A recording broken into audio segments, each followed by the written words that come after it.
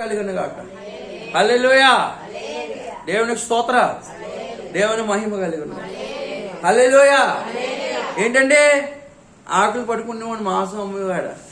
ఈ రోజున ఏం పట్టుకుని ఉన్నానండి? దేవుని వాక్యం పట్టుకున్నాను. దేవుడు మార్చేస్తాడు, పరిస్థితులు మార్చేస్తాడు. పేతురు చేపలు పట్టుకునేవాడు, మనుషులు పట్టే జాలరుగా మార్చేశాడు. హల్లెలూయా. మన జీవితాలు మార్చేవాడు యేసు ప్రభు. చాలా మంది సిగరెట్లు కాల్చేవాళ్ళు, మందు తాగే వాళ్ళని కూడా యేసు ప్రభు మార్చగలడు. వాళ్ళు అడగాలి కదా, వచ్చి వాళ్ళు అడగాలి కదా, నాకు ఈ బలహీనత ఉందని నువ్వు అడగాలి. ప్రభువా నాకు ఆత్మీయ అక్కర్లు తీర్చాలి నువ్వు అడగాలి. ప్రభువా నువ్వు ఒప్పుకోవాలి, నాలో ఈ బలహీనత ఉంది బాబు, అది నాలో తీసేయాలని నువ్వు అడగాలి. నువ్వు జేబులో కాయట్టుకుని తిరుగుతుంటే నిన్నెవడు మారుతాడు?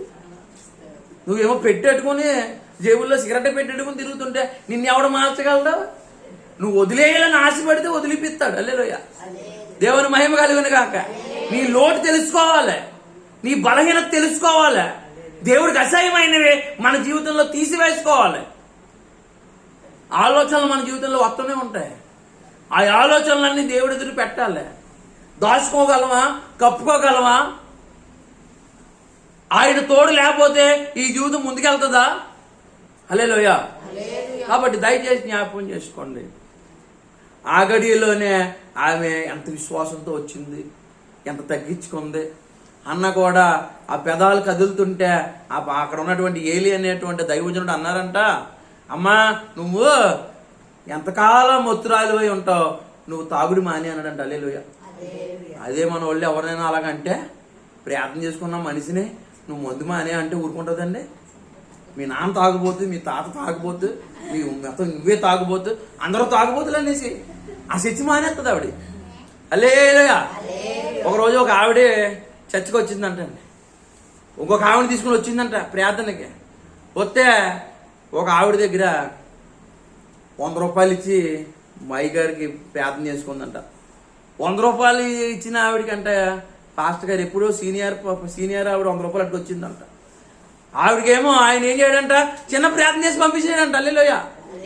ఈ తీసుకొచ్చిన ఆవిడ ఇంకొక ఆవిడ ఉంది కదా, ఇంకొక ఆవిడ వచ్చింది కదా, ఆవిడతో పాటు ఆవిడ 10 రూపాయలు ఇచ్చిందంట. 10 నిమిషాలు ప్రార్థన చేశాడంట. ఈ యొక్క 100 రూపాయలు తీసుకుని వచ్చింది ఆవిడ, నాకేమో పాస్టర్ గారు తక్కువ ప్రార్థన చేశాడు, నేను తీసుకొచ్చిన ఆవిడ 10 రూపాయలు ఇస్తే ఆవిడకి ఎక్కువ ప్రార్థన చేయడం అని చెప్పి ఆవిడ ఇంకా ఆ రోజు నుంచి ఇంకా ఆదివారం చర్చికి రావట్లేదంట. చర్చికి రాకపోట్లకి ఈ పాస్టర్ గారు మరి చర్చి రాకపోతే వెళ్ళి అడుగుతారు కదా, ఏమ్మా చర్చికి రావట్లేదు అన్నారంట. అంట్లోకి ఆవిడ అన్నదంట, ఏం మాట్లాడతలేదంట. ఇంక మాట్లాడలేదని మళ్ళీ వచ్చేసి పాస్టర్ గారు మళ్ళీ 2వ వారం వెళ్ళారంట. ఏం మాట్లాడతలేదంట. 2వ వారం రాలేదంట. 3వ వారం వెళ్ళారంట ఇంటికి. ఏంటమ్మా రాలేదు నువ్వు ఇలాగ అంటే, నేను 100 రూపాయలు కానుకిచ్చాను, నాకు తక్కువ చేసావు ప్రార్థన, నువ్వు 5 నిమిషాలు కూడా చేయలేదు.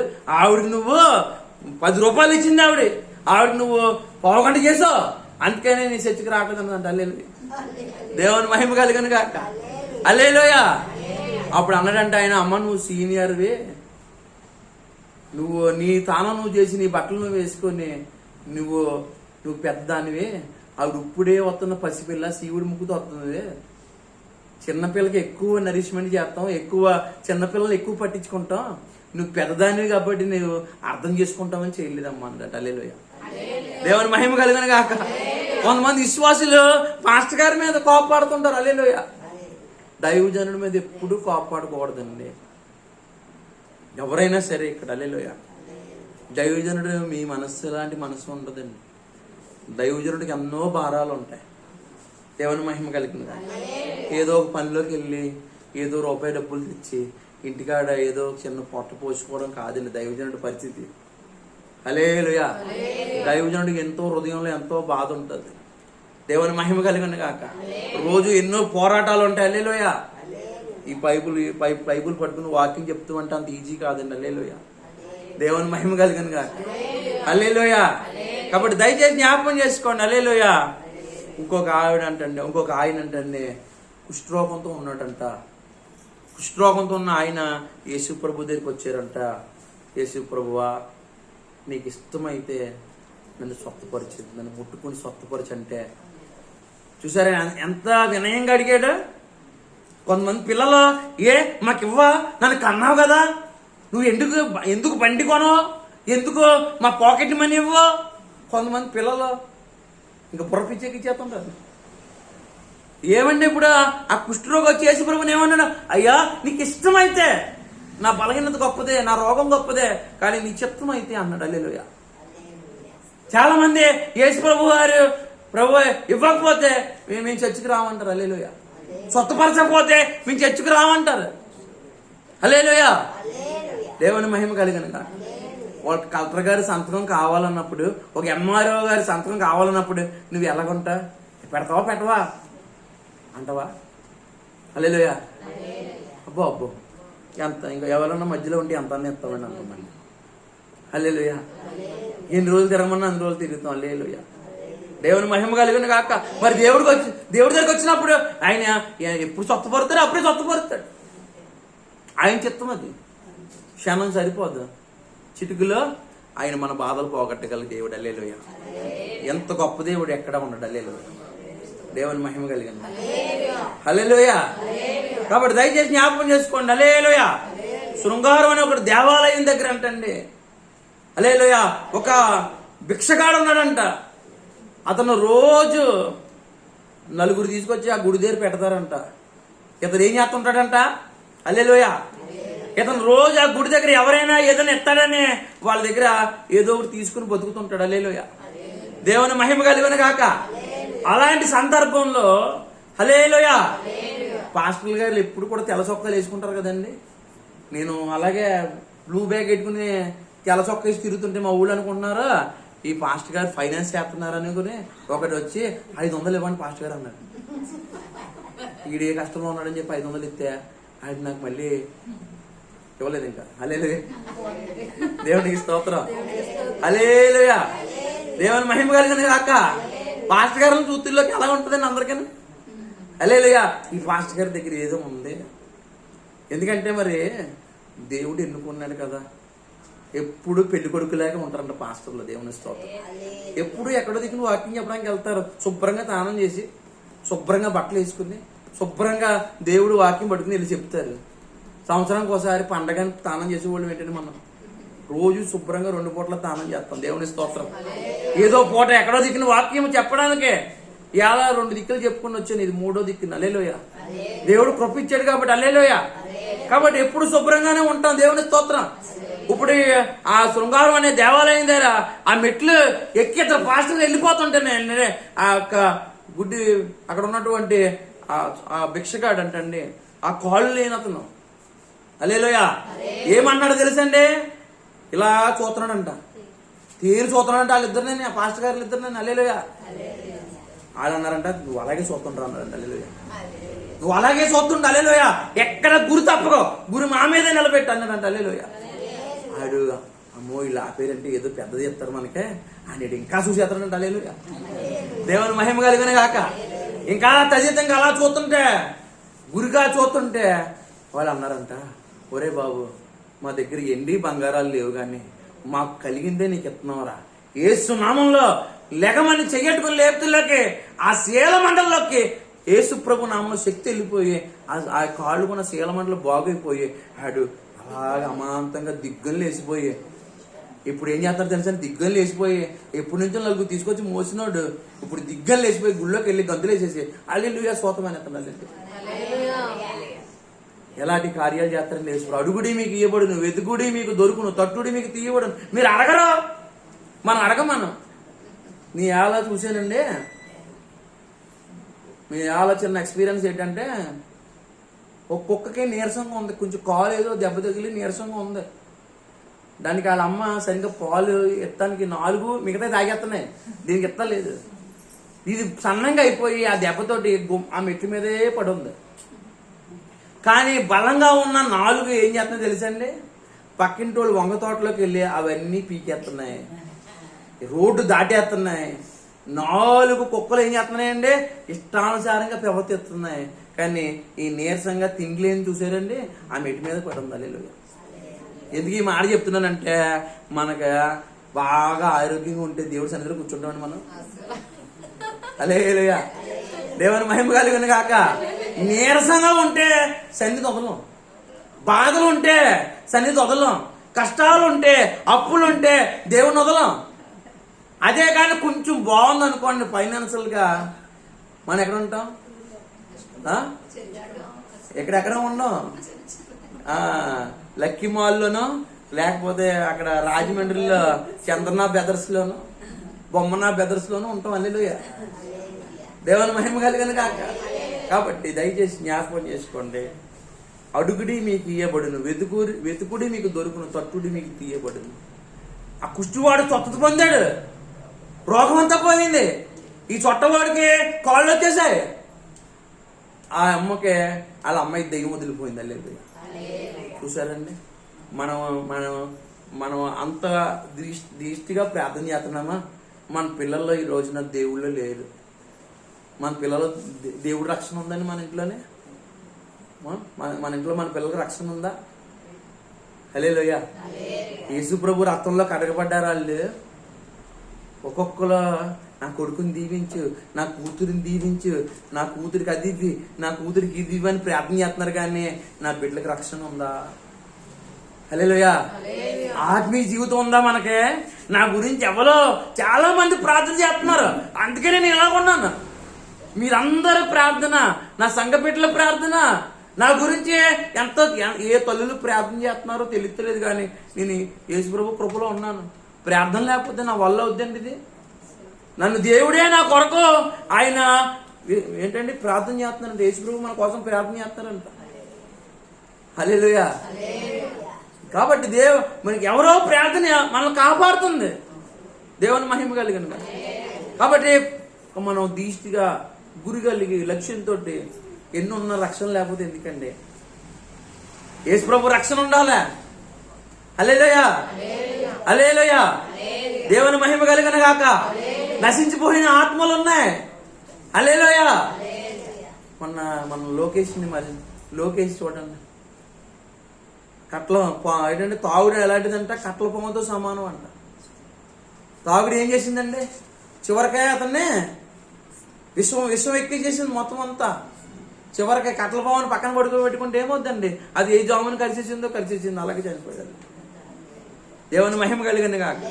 అలాగా ఆత్మలో మనుషులందరూ నశించిపోతుంటే మనం మాత్రం మా ఊళ్ళో అనకూడదు కానండి, కళ్యాణం చేస్తున్నారు మా ఊళ్ళో. హల్లెలూయా. అక్కడేమో పెద్ద పెద్ద బాంబులు వేసేసి దేశం అంతా గ్యాస్ బాంబులతోటి, గ్యాస్ లేక కొంతమంది వంటలు లేక అందరూ రోడ్డు మీద పడిపోతుంటే కళ్యాణం హల్లెలూయా. ఏంటండి కళ్యాణం చేస్తున్నారు? అనకూడదు కాదండి. ఒక చెత్త వేసుకునే డబ్బా తెచ్చి ఊరి మధ్యలో పెట్టి దానికి కొంచెం పసుపు, కొంచెం కుంకుమ, ఒక దండ వేసి కింద కొబ్బరికాయ కొట్టడానికి రాయి ఎత్తే ప్రజలందరూ దానికి పెళ్లి చేస్తారు. హల్లెలూయా, దేవునికి స్తోత్రం. హల్లెలూయా. దాని దగ్గర ఉండిపోతారు, ఖచ్చితంగా గుడి కట్టేస్తారు. దేవుని మహిమ కలిగిన. ఏ మాత్రమో అది చెత్త వేసుకుంటే చెత్త తొట్టని ఎవడో కూడా. హల్లెలూయా. జ్ఞానం లేదండి ఎవరికే. హల్లెలూయా. పాపులు రక్షించడానికి వచ్చాడు యేసు ప్రభు, బీదల్ని రక్షించడానికి వచ్చాడు యేసు ప్రభు, అనారోగ్యం గలవారి కోసం వచ్చాడు యేసు ప్రభు. హల్లెలూయా. మన యేసు ప్రభు పల్లకిలెక్కి తిరగడండి, మన యేసు ప్రభు పెళ్లిళ్ళు కోరడండి.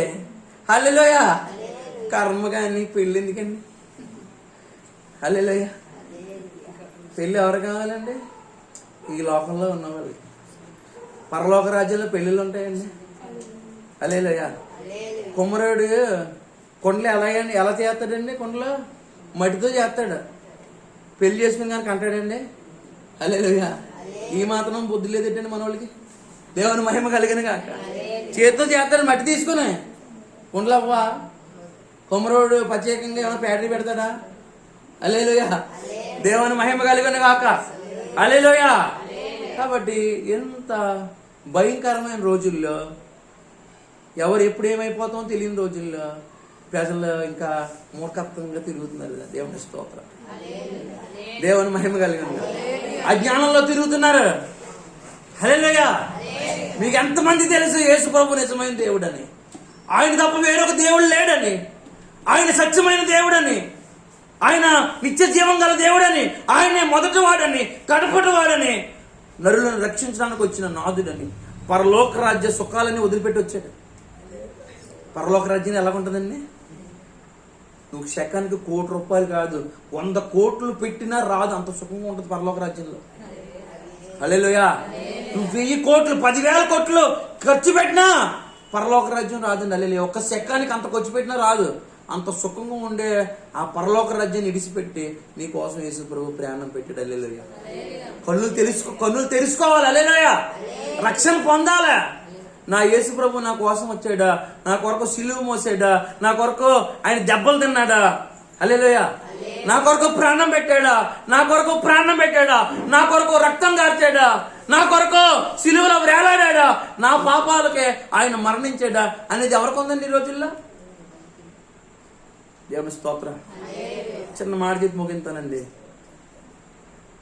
ఎప్పుడైనా సరే బిడ్డలకు అన్నప్పుడు ఆ బిడ్డలకు అన్ని అవయవాలు చక్కగా ఉండి పుడితే ఆ తల్లిదండ్రులకి ఎంత ఆనందమో, బంధువులకి ఎంత ఆనందమో. కొంతమంది పుడతాం ఎలా పుడతారండి? సరిగ్గా తయారవ్వకుండా పుడతారు కొంతమంది. దాన్ని చూసి ఎవరికైనా సంతోషం ఎంతదా? హల్లెలూయా. సరిగ్గా పూర్తి అవ్వకుండానే పిండం ఇంకా రెడీ అవ్వకుండా పుట్టిన బిడ్డలు అలాంటి వాళ్ళు ఈ రోజున దేవుడి విషయంలో నిర్లక్ష్యం చేస్తే మనం కూడా అంతే. ఇటుకైన వాళ్ళు హాఫ్ బేబీ, హల్లెలూయా, పూర్తిగా తయారవ్వకుండా పుట్టిన బిడ్డలు అలాంటి వాళ్ళు, ప్రభు కొరకు సిద్ధపడిన భక్తులు అలాంటి వాళ్ళే. హల్లెలూయా. ప్రభు కొరకు సమర్పించుకుని జీవించలేని వాళ్ళు ఎందుకండి? ఈ రోజున దేవుడి కంటే మనకి లోకం అంతా ఎక్కువైపోతుంది. హల్లెలూయా. లోకమే మనకి ఎక్కువైపోతుంది. దేవుడు ఎక్కువ, లోకం ఎక్కువ. ధనం ఎక్కువ, దేవుడు ఎక్కువ. హల్లెలూయా. మన సుఖం ఎక్కువ, దేవుడు ఎక్కువ. హల్లెలూయా. ఆయన అన్ని కొరకు వదిలిపెట్టి వచ్చాడు, కానీ నువ్వు ఏది వదులుకోలేకపోతున్నావు. హల్లెలూయా. ఎర్రోళ్ళు మనమా దేవుడా? ఎర్రోళ్ళు మనమే. దేవుని మహిమ కలిగిన ఏమిస్తే ఆయన రుణం తెచ్చగలమండి. దేవుని స్తోత్రం. కాబట్టి పూర్తిగా తయారవనేటువంటి ఆ బిడ్డని మీరు ఏమంటారు మీ భాషలో? సరిగ్గా తయారవలేని పిల్లని ఏమంటారు? హల్లెలూయా.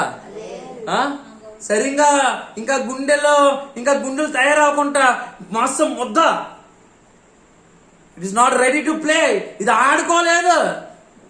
మాంసం ముద్ద, జీవం లేని ముద్ద. హల్లెలూయా. ఎందుకు పనికిరాదు అది.